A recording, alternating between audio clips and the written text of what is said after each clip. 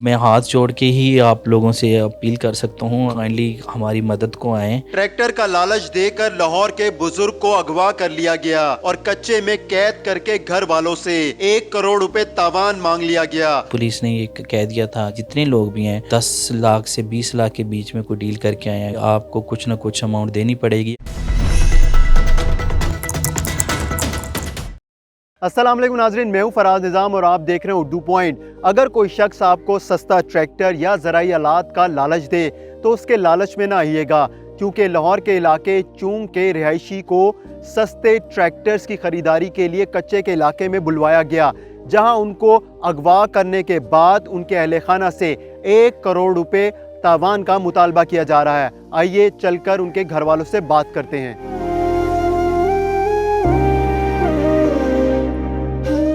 میں نے اپنے والد صاحب کو 28 جنوری کی شام بروز ہفتہ لاہور یہ ٹھوکر نیاز بیگ کے پل کے پاس اتارتا ہوں ڈائیو اڈا کے سامنے کے لیے۔ اس کے بعد سے وہ مسلسل لاپتہ ہیں اور ہم ان کو ڈھونڈنے کی پوری کوشش کر رہے ہیں۔ اچھا یہ بتائیے گا کہ والد صاحب کو کیا لالچ دیا گیا؟ بظاہر تو یہی لگ رہا ہے کہ میرے والد صاحب کو ایک ٹریکٹر کی ڈیل میں ہی ٹریپ کیا گیا ہے اور پھر ان کو جو ہے نا انہوں نے اغوا کر کے اور بعد میں تاوان کا مطالبہ کر دیا۔ ہمارے وہم و گمان میں بھی نہیں تھا کہ اس قسم کی کوئی واردات ہو جائے گی۔ ہم لوگوں نے پہلے ان کے دوستوں سے، ہاسپٹل کی ایمرجنسی سے، جہاں جہاں پہ پاسبل ہو سکا، جو بھی ہمیں لنک ملا اس سے ہم نے تلاش کرنے کی پوری کوشش کی، لیکن وہ ہمیں نہیں ملے۔ تو اس کے بعد ہم نے پولیس کو اپروچ کیا۔ ایف آئی آر درج ہونے کے بعد ہمیں کوئی ایک دن پہلے ہمیں ان سے رینسم کی کال آئی تھی، 1 کروڑ تاوان کا مطالبہ کر رہے تھے۔ تو اس وقت جو ہے میں نے بھرپور کوشش کی کہ میں کسی طریقے سے بھی ان کی لوکیشن کا یا کچھ پتہ کر سکوں، کیونکہ ان کا نمبر جو ہے وہ مسلسل پاور آف جا رہا تھا۔ تو ان کی لوکیشن جو لاسٹ لوکیشن آئی ہے وہ 2 ایریا سے آئی ہے۔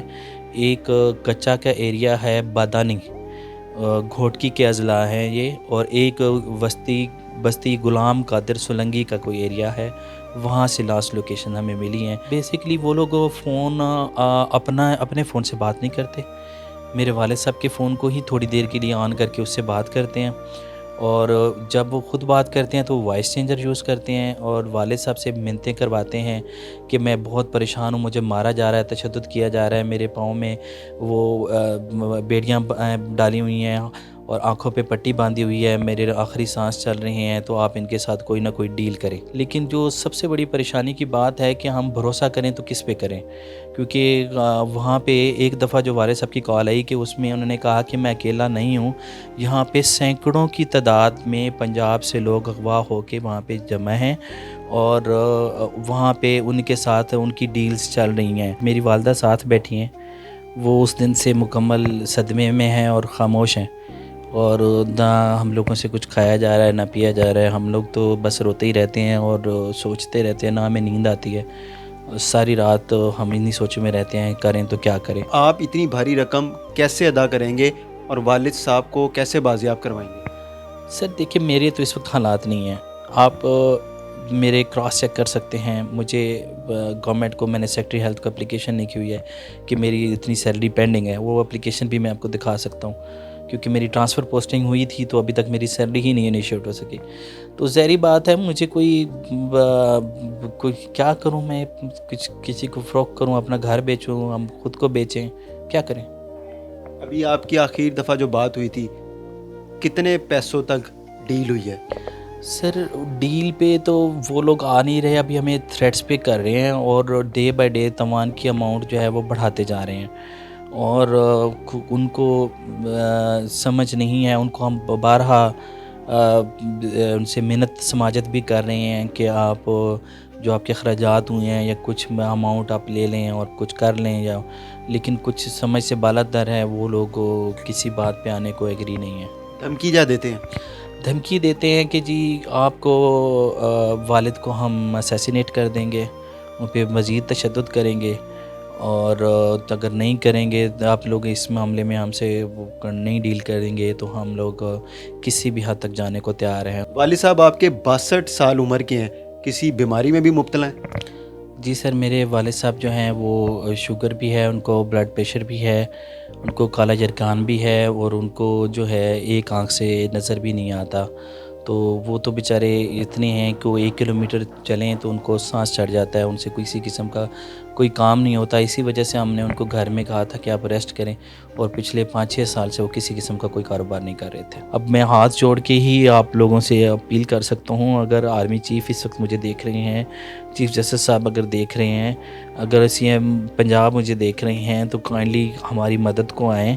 और मैं ये हाथ सिर्फ़ अपने बाप के लिए नहीं, मैं पूरे पंजाब का बेटा होके, मैं खुद भी गवर्नमेंट में मुलाजिम हूँ, तो मैं सब लोगों की तरफ से आप लोगों से अपील करता हूँ कि इस इलाके को क्लियर करवाया जाए और इन डकैतों को, इन डाकुओं को, इन अगवाकारों को उनके अंजाम तक पहुँचाया जाए। और साथ में ये भी कहते हैं कि पुलिस को आप कहते हैं, तो पुलिस की अपनी रेट यहाँ पे नहीं है। हम लोगों के सामने पुलिस बेबस है। आप पूरा पीछे 5-7 साल की हिस्ट्री उठा के देख लें, पुलिस आज तक हमारे ख़िलाफ़ कुछ कर भी नहीं पाई।